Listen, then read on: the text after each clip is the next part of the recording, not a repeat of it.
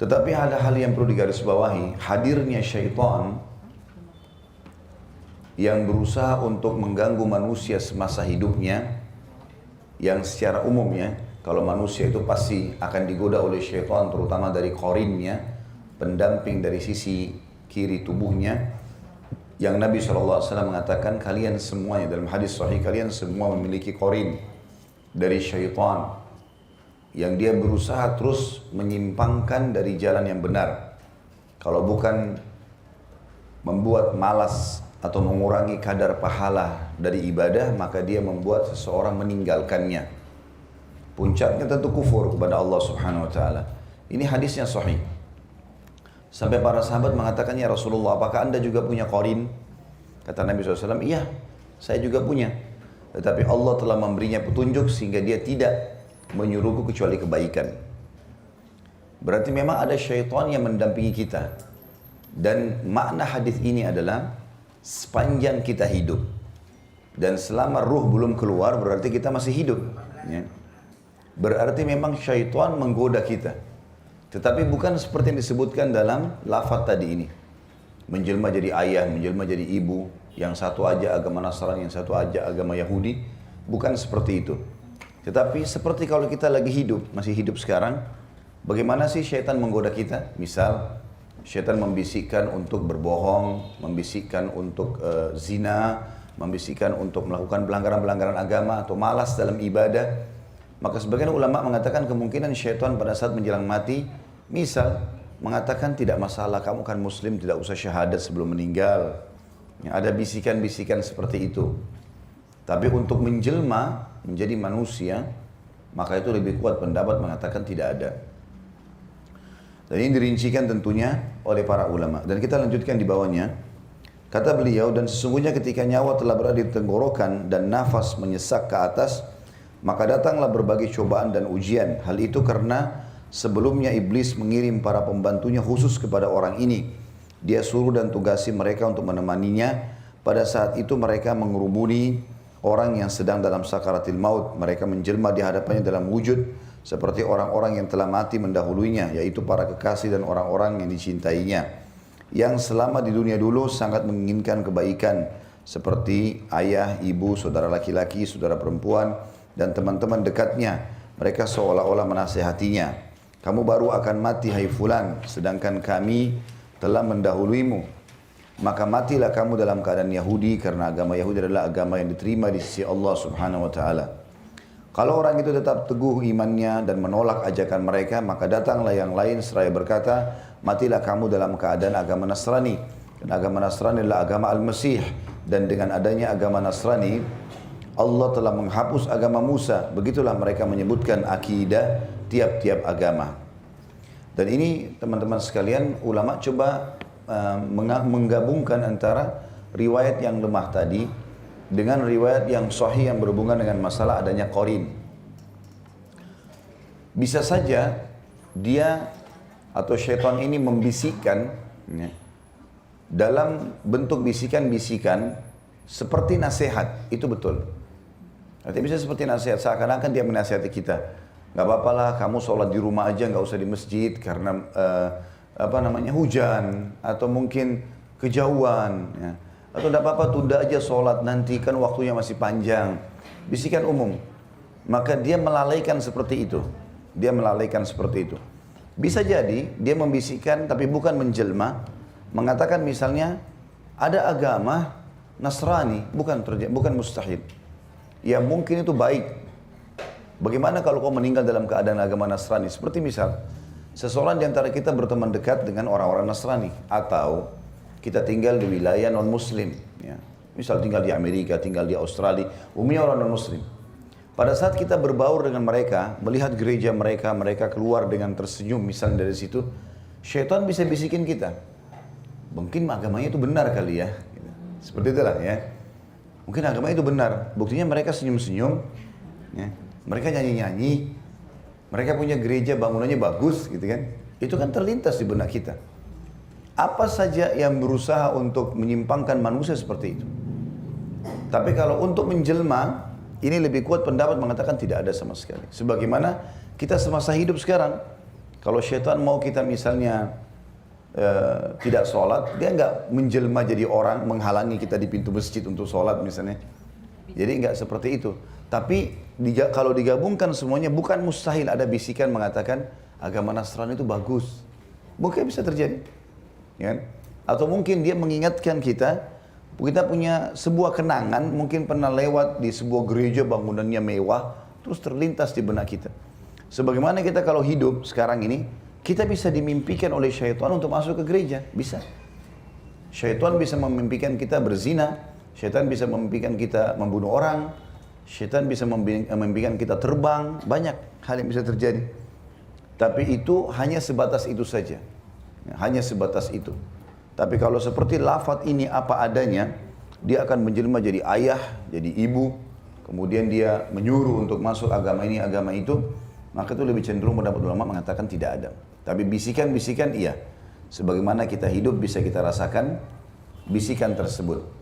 Dan sebab diperintahkannya kalimat isti'adzah, a'udzubillahi minasyaitonirrajim, justru karena banyaknya was-was itu.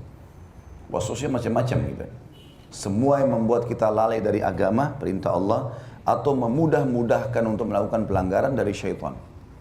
Semuanya. Tadi kayak tunda sholat, tidak usah puasa dulu, apalah ya, sehingga kita lalai, maka itu berarti dari syaitan. Ya, dari syaitan.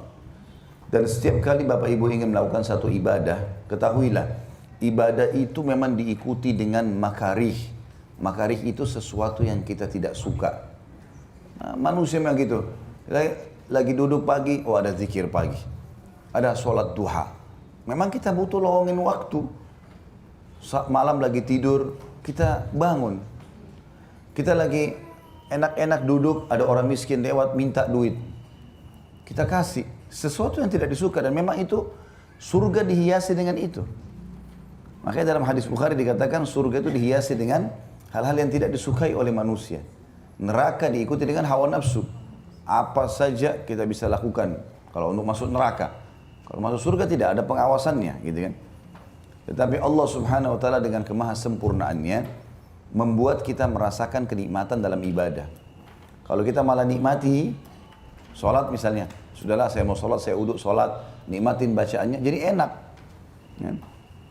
Jadi syaitan cuma bisa sebatas itu saja. Waktu iblis berkata kepada Allah, saya akan datangi mereka dari belakang, dari samping kanan, samping kiri, dari belakang mereka, gitu kan? Maka Allah mengatakan, sesungguhnya kamu tidak punya kemampuan terhadap hamba-hambaku yang ikhlas. Itu ayat Al-Quran. Berarti syaitan tidak punya kemampuan. Apalagi kalau dasarnya kita bertekad, berazam untuk ibadah. Misalnya, saya mau sholat sekarang, saya mau wudu. Syaitan bisikin nanti aja di rumah, nanti enggak, saya mau sholat sekarang. Selesai, dia nggak bisa buat apa-apa.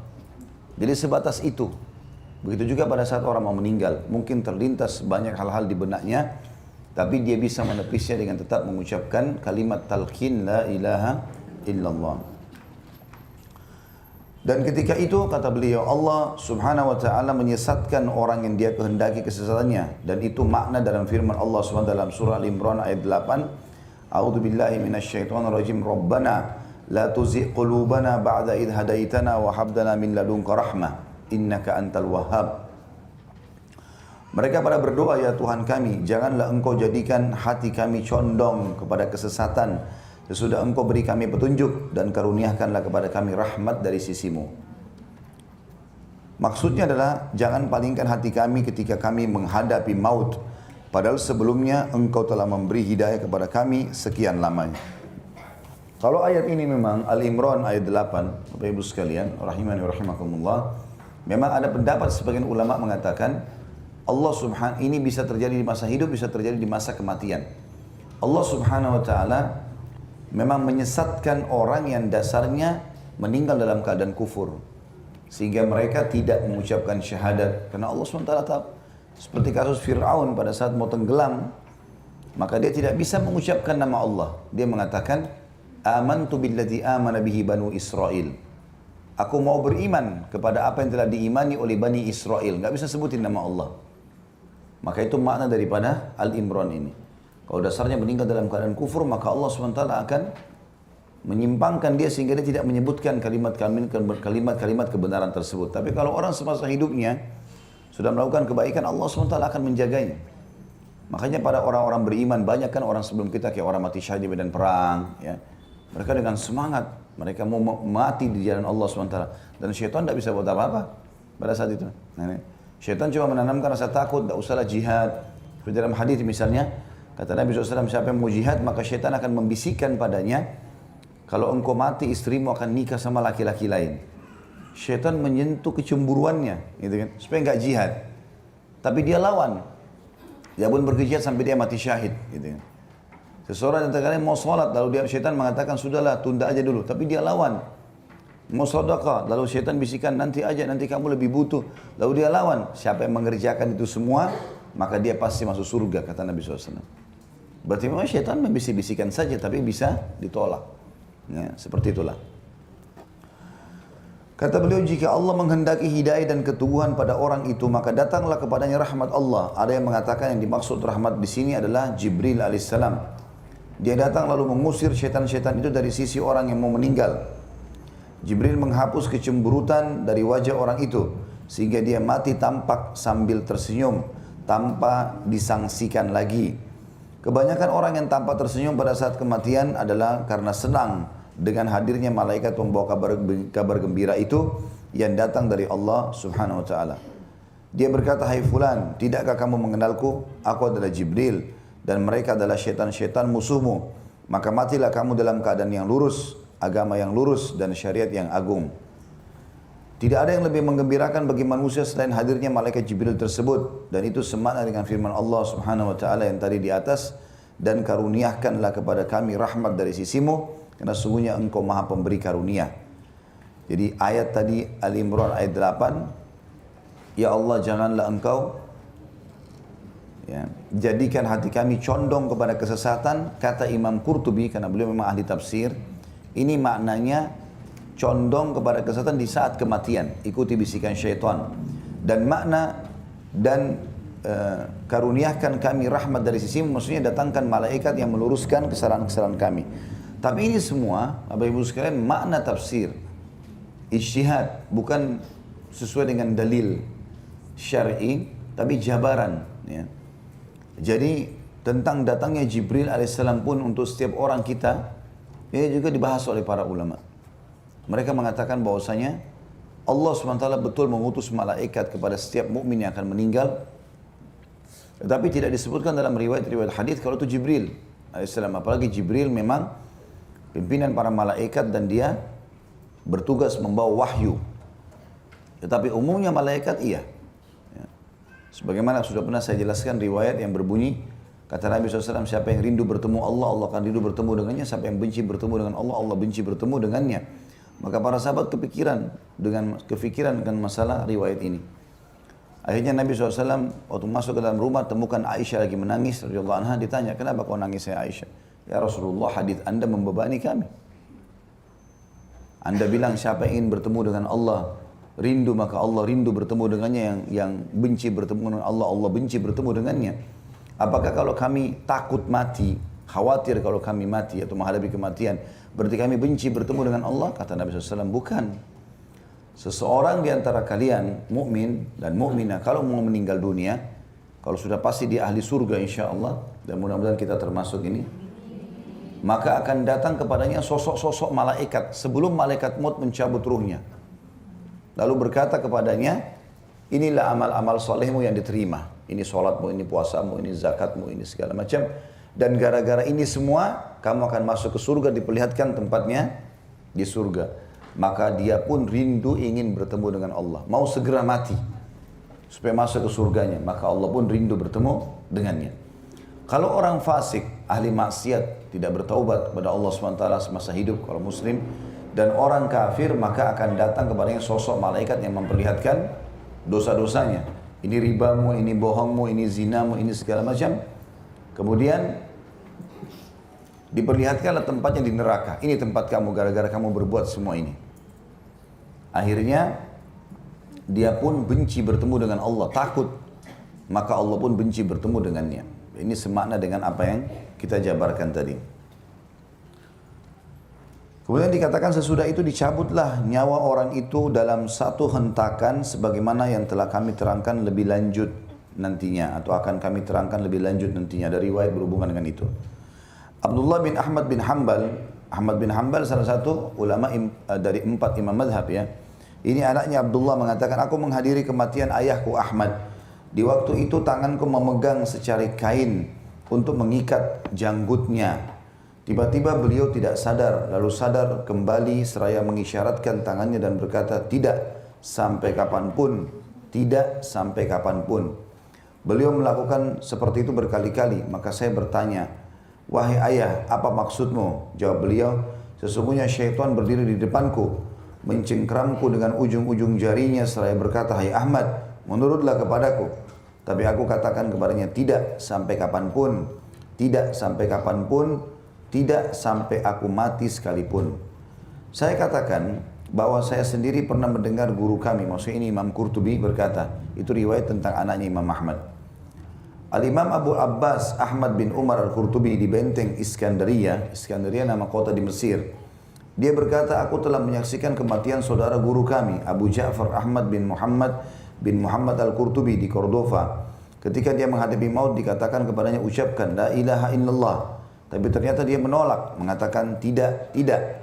Ketika dia sadar kami ceritakan hal tersebut kepadanya, maka dia menjelaskan ada 2 syaitan datang kepadaku dari arah kanan dan dari arah kiri. Satu di antaranya mengatakan matilah dalam agama Yahudi, dan karena agama Yahudi adalah agama yang terbaik. Yang lain mengatakan matilah dalam keadaan agama Nasrani, dan Nasrani adalah agama yang terbaik. Maka aku katakan kepada keduanya, tidak. Kalian berdua mengatakan seperti itu kepadaku, padahal aku telah menulis dengan tanganku dalam kitab At-Tirmidzi dan An-Nasa'i dari Nabi SAW. Sesungguhnya syaitan akan datang kepada salah seorang dari kalian ketika dia akan meninggal dunia, lalu dia katakan matilah dalam agama Yahudi, matilah dalam agama Nasrani. Jadi ucapanku tadi adalah jawaban kepada kedua syaitan tersebut, bukan kepada kalian.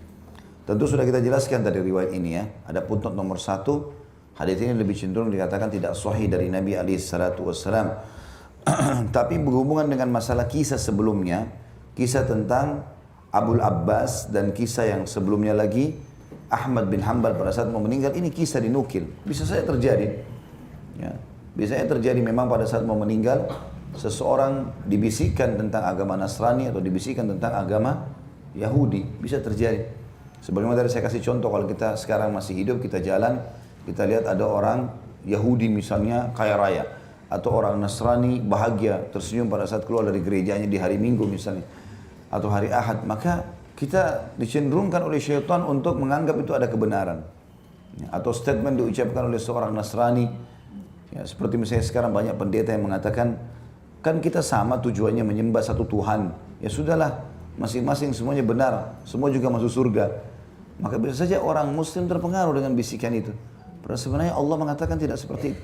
Allah jelas-jelas mengkafirkan Yahudi dan Nasrani. Enggak ada keraguan dengan masalah itu. Makanya mereka diperangi oleh Nabi SAW. Ya, ketiga suku Yahudi di Madinah, Qainuqa, Nadir dan Quraidah, diajak masuk Islam. Mereka nolak, dibiarkan. Tapi mereka begitu mengkhianat, diusir. Kemudian Nabi SAW serang lagi mereka di Khaybar. Ada histori. Kenapa Nabi SAW serang mereka kalau mereka dianggap ahli surga? Bahkan di perang Khaybar Nabi sempat bertanya, hai Yahudi, jawab jujur, saya mau tanya. Kata mereka, iya, silakan. Gitu kan?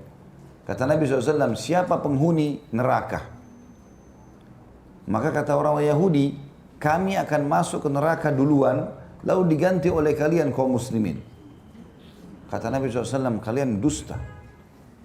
Kami tidak akan menggantikan kalian selamanya. Artinya Yahudi jelas masuk neraka. Dan itu hadis Bukhari. Mereka tahu itu. Gitu kan? Kemudian Nasrani juga begitu. Allah mengatakan dalam banyak ayat Quran diantaranya, A'udzubillahi minasyaitonir rajim, laqad kafara alladziina qalu innallaha tsalitsu tsalatsa. Dalam surah Al-Maidah. Telah kafir orang-orang yang mengatakan Trinitas. Gitu kan? Juga ayat dalam surah Bayyinah menggabungkan keduanya. Innal ladzina kafaru min ahli kitabi wal musyrikina fi nari jahannama khalidina fiha. Telah kafir ahli kitab, Yahudi dan Nasrani dan orang-orang musyrik penyembah berhala, dan mereka akan kekal dalam api neraka kalau mereka meninggal dalam keyakinan tersebut. Jadi enggak ada keraguan tentang kekafiran mereka. Kalau mereka itu salah dan tidak mungkin Yahudi Nasrani masuk surga dalam keyakinan seorang Muslim. Sebagaimana mereka juga yakin mereka masuk surga dan kita tidak akan masuk surga. Dalam pandangan mereka kita ini kafir. Padahal sebenarnya kita dalam keadaan benar ya. Kata beliau di sini, saya katakan peristiwa-peristiwa seperti itu, yakni jawaban ditujukan kepada syaitan, bukan kepada orang yang mentalkin syahadat. Banyak kita dengar dari orang-orang soleh. Sementara itu saya telah membuka-buka kitab Abu Isa Tirmidzi dan saya pun telah mendengar seluruh isinya. Meski demikian saya tidak menemukan cerita seperti itu di sana. Barangkali ada naskah lain, maka Allah Subhanahu wa taala lebih tahu. Artinya Imam Qurtubi pun coba menelusuri riwayat Tirmidzi yang disebutkan tadi, ternyata tidak ditemukan dalam sunannya. Ya. Saya telah mendengar sebagian isinya dan banyak diantaranya yang ada padaku, namun demikian saya juga tidak menemukan cerita seperti itu di dalamnya. Dan barangkali juga cerita seperti itu ada pada naskah-naskah lain, wallahu alam. Sedang menurut riwayat Ibnu Mubarak, Abdullah bin Mubarak dan Sufyan dari Laith, dari Mujahid, dia berkata tidak seorang pun yang akan mati melainkan teman-teman sepergaulannya yang biasa bergaul dengannya tampil di hadapannya. Jika dia tukang main atau senang berfoya-foya, maka yang datang adalah semisalnya, dan apabila ahli zikir maka datang pun ahli zikir pula. Ini juga tentu adalah riwayat yang lemah dinukil daripada Ibnu Mubarak ya. Tetapi ini adalah kisah, perkataan yang dikatakan kemungkinan orang kalau mau meninggal akan seperti ini keadaannya ya. Dan tentu kalau Bapak Ibu bertanya, lalu kenapa Ustaz di buku ini dinukil, padahal sebenarnya banyak riwayat yang lemah. Ya memang saya sudah bilang tadi sebelumnya jawabannya. Sebagian ulama memang menukil apapun yang dinukil di tengah-tengah masyarakat, sahih atau lemah.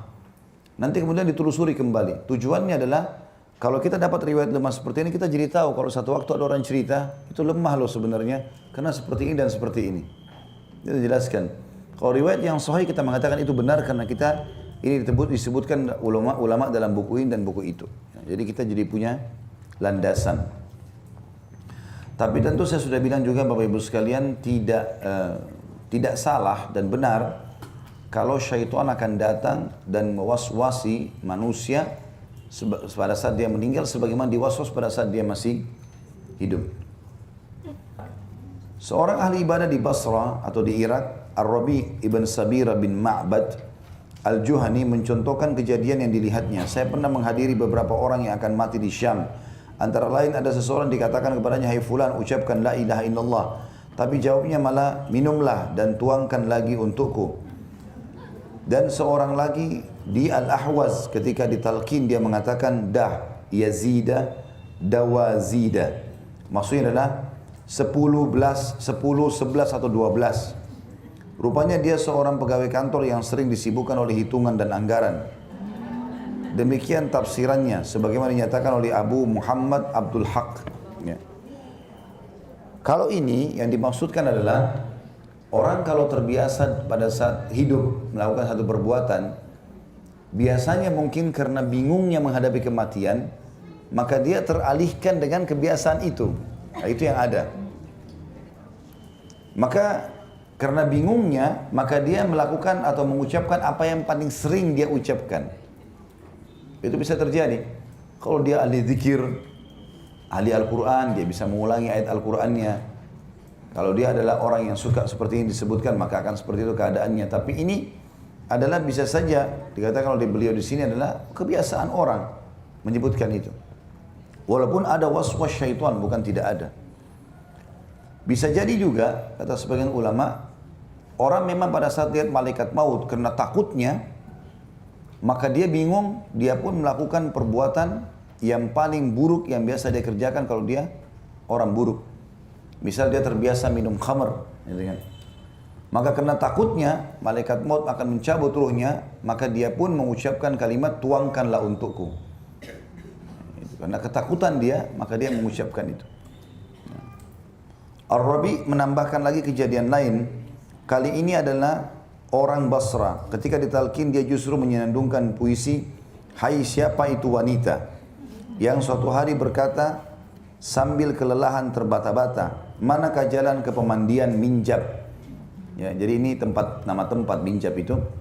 Artinya dia waktu hidup orang ini, dia selalu kalau mau pergi ke tempat permandian, di zaman dulu di rumah orang tidak ada kamar mandi.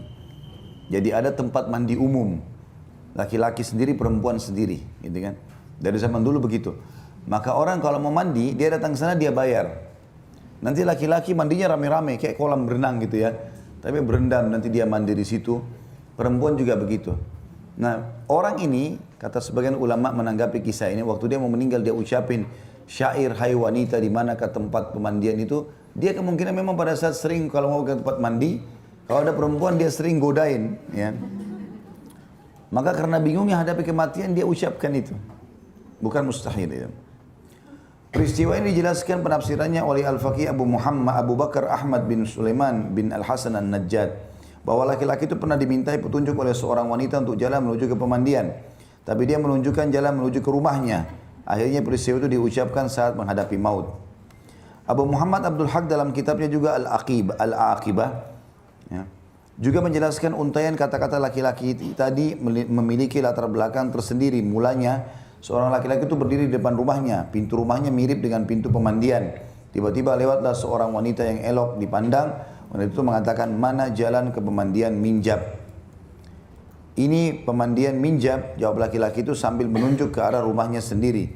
Maka wanita itu masuk ke dalam rumahnya, lalu laki-laki itu ikut mengiringinya dari belakang. Ketika menyadari bahwa dia bersama laki-laki itu dalam sebuah rumah dan yang ternyata bukan pemandian, maka tahu bahwa lelaki itu telah menipunya. Akhirnya sang wanita pura-pura gembira dan senang berkumpul berduaan atau khalwat di tempat sepi dalam rumah tersebut. Wanita itu mengatakan, alangkah baiknya kalau ada sesuatu yang bisa kita nikmati bersama, maka senanglah hati kita. Saat itu juga aku datangkan kepadamu apa yang kamu suka dan inginkan, kata laki-laki itu. Lalu dia pun keluar meninggalkan wanita itu dalam rumah tanpa menguncinya terlebih dahulu. Sejenak kemudian dia datang membawa apa-apa yang diperlukan. Ketika masuk ke rumahnya ternyata wanita yang dikelabuinya tadi sudah pergi tanpa bekas. Sehingga kebingungan dan selalu menyebut-nyebutnya. Dia menyesali hilangnya wanita itu. Dia berjalan mondar-mandir di jalan-jalan dan di lorong-lorong sambil menyenandungkan kata-kata puitis di atas tadi. Tiba-tiba ada seorang wanita menjawab dari jendela sebelah rumah, ketika kamu mendapatkannya, ketika tidak ketat kamu menjaganya di rumahmu yang kokoh perkasa atau kamu kunci rapat-rapat pintunya.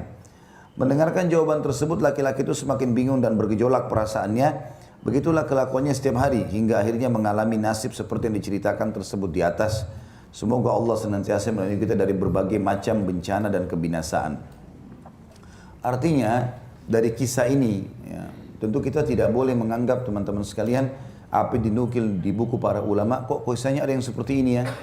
Bagi para ulama teman-teman sekalian, walaupun kisah itu sederhana atau ada kejadian kecil, ya, itu bagi mereka besar, diambil sebagai sebuah pelajaran dari situ. Dan kenapa kok begitu banyak ulama tanggapi, lebih dari 3 orang menanggapi kisah ini. Padahal kisah tentang seseorang yang mau meninggal mengucapkan puisi. Mungkin kalau kita meninggal, ada orang tetangga misalnya meninggal, lalu dia mengucapkan kalimat apa saja. Misal, antarkan saya ke Sudirman misalnya. Misal contoh dia ucapin itu. Mungkin bagi kita ini orang sudah mau meninggal, tidak sadar, sudahlah. Bagi kita itu biasa ya. Tapi bagi para ulama itu dirincikan. Apa sebabnya? Dia kan mau mati. Kok dia ucapin itu?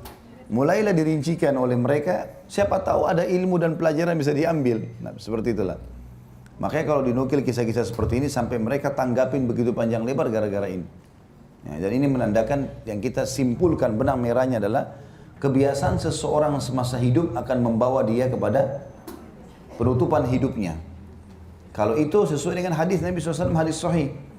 Siapa yang terbiasa dengan satu kegiatan, maka Allah akan tutup hidupnya dengan kebiasaan itu. Jadi kalau kita mau tahu orang ini husnul khatimah atau su'ul khatimah, diketahui dari akhir hidupnya. Seminggu sebelum dia meninggal apa yang biasa dia kerjakan? Kalau dia rutin ke masjid misalnya, maka berarti itu husnul khatimah.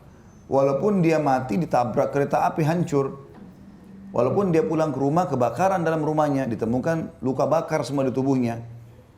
Tapi sebelumnya, sebelum dia melalui proses kematian tersebut, dia sholat. Maka berarti husnul khatimah.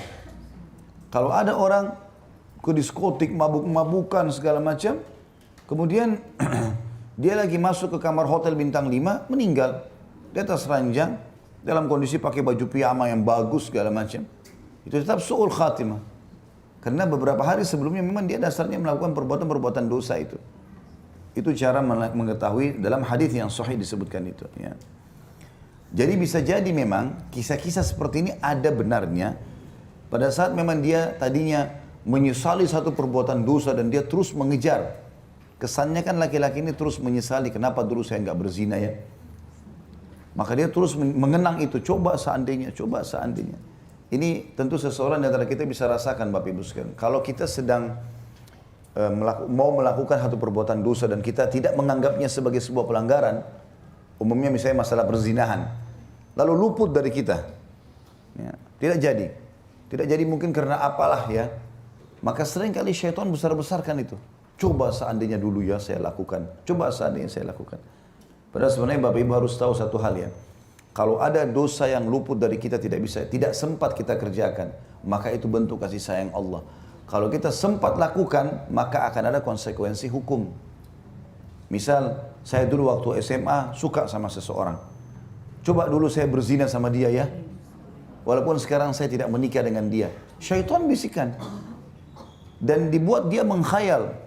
Syaitan suka membuat dia manusia mengkhayal. Maka lawan dengan kalimat Bapak Ibu sekalian, alhamdulillah saya tidak berzina. Karena kalau kita lakukan, maka akan ada konsekuensi hukum. Ada. Jadi dosa-dosa yang luput tidak sempat kita lakukan itu bentuk kasih sayang Allah. Bersyukurlah teman-teman sekalian. Demi Allah Bapak Ibu sekalian, kalau kita paksakan diri dalam ketaatan kepada Allah, itu hanya akan menambah ketenangan jiwa, hanya akan mendatangkan kepekaan terhadap hukum-hukum Allah. Dinukil dari Umar radhiyallahu anhu, beliau saking pekahnya setiap hari mana perintah Allah kerjain, mana yang bukan dijauhi. Saking pekahnya sampai dia peka dalam segala hal berhubungan dengan hukum-hukum Allah. Satu waktu dia pernah lagi membagi-bagi minyak zaitun kepada masyarakatnya. Umar bin Khattab beli dari Baitul Mal, berkendi-kendi banyak, satu Madinah dibagiin. Lalu dipindahin, diwadain ke kendi-kendi kecil. Umar bin Khattab sendiri yang bagiin. Ada beberapa pegawainya bantu. Dipindahin, kasih, bagiin seluruh masyarakat dapat. Gitu ya. Kendi besar, tempat induknya minyak itu kan minyak tidak semuanya bisa tertumpah. Pasti ada tinggal di dalam kan. Rupanya yang sudah dianggap sudah tidak ada, tinggal tetesan sedikit ditaruh di sebelahnya Umar.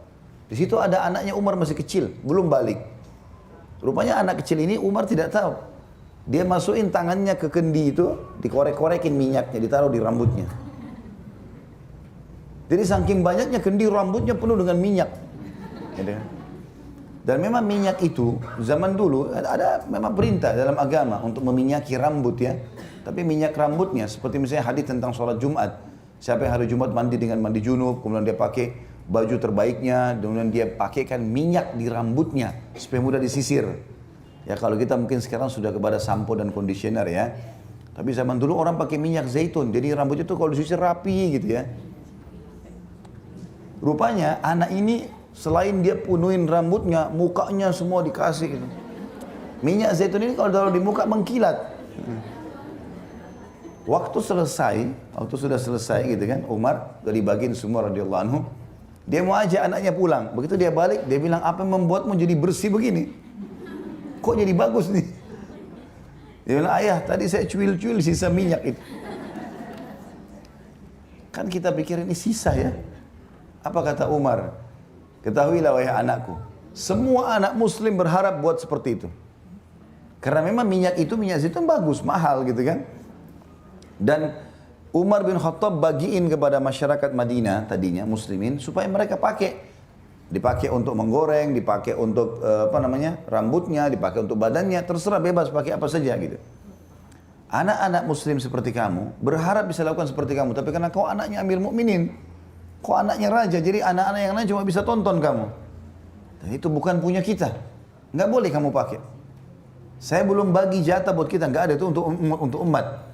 Maka apa yang terjadi? Umar panggil tukang cukur suruh gundul anaknya. Ya. Karena rambut anaknya kena minyak syubhat. Kan jadi pekah ya. Hati-hati sekali, nggak mau sembarangan. Dalam kisah lain, Umar bin Khattab pernah dikirimkan oleh Amr bin As satu gunduhan besar misk, wangi-wangian tapi seperti batu besar gitu ya.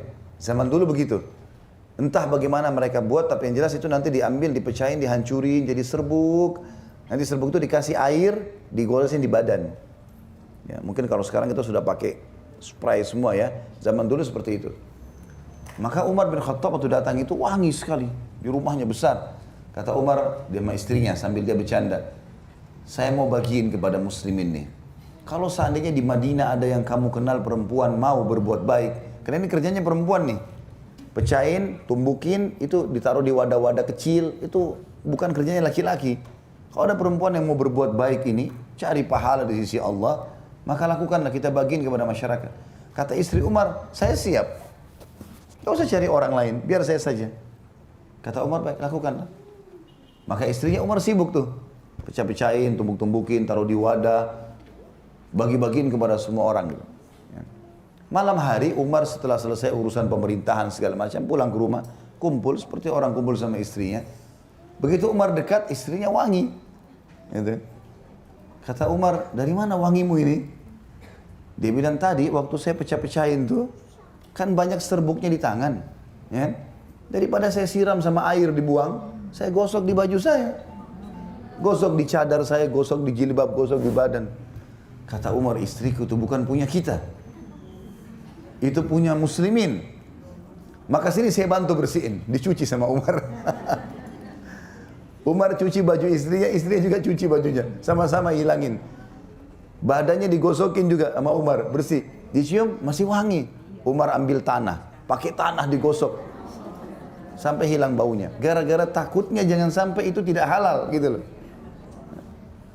Begitu pekahnya. Kita kalau dekat dengan Allah, terus dalam ibadah, muncul kepekaan itu.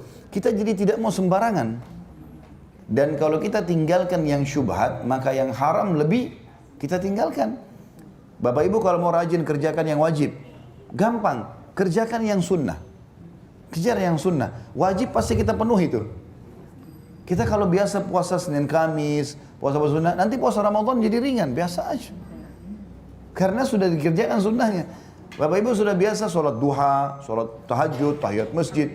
Maka sholat wajibnya jadi mudah. Otomatis. Biasa sedekah memudahkan kita zakat. Biasa umrah memudahkan kita haji. Maka kerjakan yang sunnah, yang wajib jadi dikerjakan. Itu kan? Kita tinggalkan yang syubhat, ragu nih, enggak usah deh. Yang haram lebih jauh lagi. Otomatis. Tapi kalau kita buka pintu syubhat, halal atau enggak apa-apa deh. Maka haram terbuka udah. Otomatis seperti itu. Nah, kedekatan kepada Allah SWT dengan kepekaan. Kita jadi hati-hati sekali. Umar bin Khattab itu lalu sampai kalau tidur Bapak Ibu sekalian malam, dia taruh ember air di sebelah ranjangnya. Kesentuh air tangannya bangun dia. Udah enggak tidur lagi sampai pagi, sholat tahajud. Memang surga dihiasi dengan hal-hal yang tidak disukai oleh manusia. Ini. Sebagaimana saya tekankan tadi. Tapi muncul itu kepekaan. Sekali kita buka pintu lalai, kita jadi lalai terus loh. Hati-hati. Sekali buka pintu, nggak apa-apa deh, kan cuma makruh. Ya udah haram terbuka tuh. Makruh memang betul tidak berdosa, tapi kan dilarang. Nah itu, meninggalkan dapat pahala. Kalau kita buka pintu itu berarti haram akan mudah nanti. Ini jadi masalah buat kita ini. Karena terjerumus pada yang haram atau kelalaian, untuk kembali kepada kebenaran butuh jiwa yang besar, butuh pendongkrak, ya, supaya kita bisa kembali kepada sesuatu yang baik.